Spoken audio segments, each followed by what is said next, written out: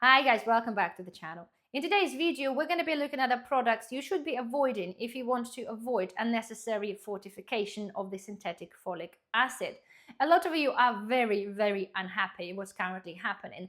Obviously, the new legislation about fortifying all white flour with the synthetic folic acid. And it's clearly visible from the comments, guys. A lot of you are commenting on specific medical conditions, specific medicines, and generally other concerns. Although there's a very small percentage of people, they seem to think it's a good idea to put all 70 million people under the same brush just for the sake of a couple of hundred cases. Majority of you are totally agree and think this is totally unnecessary. There are a lot of people who seem to think that, oh, this is only just a minor trace element, so it's not a big deal for your body. But again, those people that are saying that don't have specific medical conditions. And in fact, if those traces are so small that they wouldn't be affecting us, then what's the point of putting them in a flour in the first place? Yeah, exactly.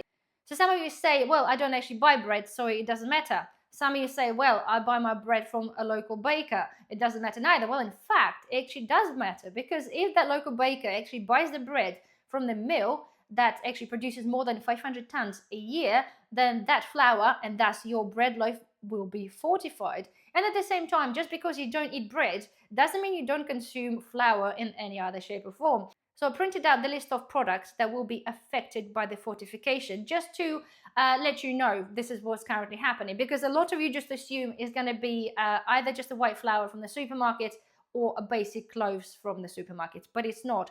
There is a lot of other products that contain flour that you might not be aware. So of course we're going to start with the bread and anything else that's bread related. We talk about the tortillas, we talk about pitas, naan breads, chapatis. All of them are made with flour. Bakery items, we've got croissants, pastries, donuts, buns, and brioche bread. We've got cakes and muffins. Whether you buy a birthday cake or cake mix, you'll have a flour, you'll have fortification. Biscuits and crackers, we've got the digestive rich teas, bonbons, cookies, crackers, crisp breads. All of them, again, are made from flour. Pasta, okay, most of supermarket pasta, if it's made in UK, will have a obviously fortification. Currently, you can buy obviously pastas from abroad or made from the wheat from abroad.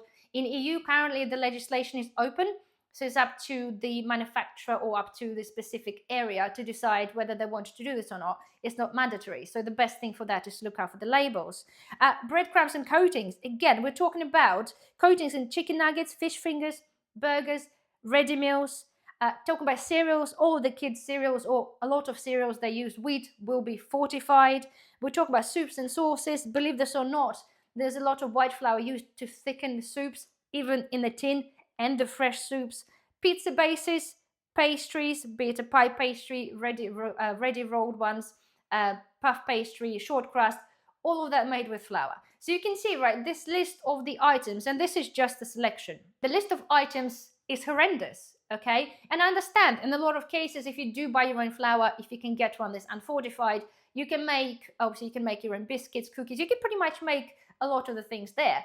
But the point is, it's everywhere and not everybody understands, because there's a lot of concerns people say as well, is the benefit of something that you already fortified. So if you consume in, say, fortified bread, and then people take supplements, and then on the top of bread, is a lot of fortification happening in all of those products as well, without really you realizing. Because say if you pick up, say, microwave meal, if you do eat microwave meals, you don't really pick up and have a look in the back to see what the ingredients of the flour used in there. You just don't. This is not what people do. And this is, I think, the reason they're doing this. Although saying that, okay, apparently they have to be putting this on a label. So the point is to you guys, when you do, if you want to try to avoid any of the fortifications, bear in mind any of those products. If you do buy them, if you don't, then it's absolutely fine. Check the labels, okay? It's only starting to come through slowly, but it will be mandatory for them to put. So say if you pick up a loaf of bread and you have a look on the back of the label, it will say flour, and then the brackets, it will tell you calcium, thiamine, and it will also then have to say fortified with the folic acid. And this is pretty much applicable to all of the products there. Every time the flour is used, it should tell you in the bracket what it's been fortified with, so that in time the folic acid should be appearing on the labels. But the main thing really, if you really want to avoid all of that, is you either make your own, bake your own from the flour that you can source, or of course look for the whole grains, the whole wheats. Like you can buy the wholemeal pastas, you can buy a wholemeal wraps. There are a lot of products there as the substitute. And I understand really the taste-wise, in certain cases, you can't really beat a white flour, a white, that flavor that you get, especially replacements of the wholemeal. It's not the same all the time, but this is if something that you want to avoid, this is the way forward. And again, there are people that say that we shouldn't be eating flour anyway. Again, this is not the point.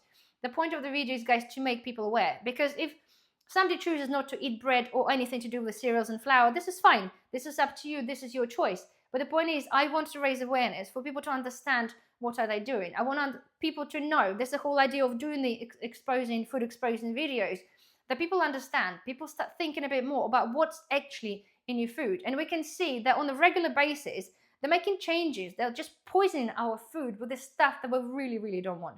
So anyway, guys, I do hope that you have enjoyed this video. Please don't forget, thumbs up, subscribe if you're not a subscriber, and I shall see you in the next video. Bye-bye.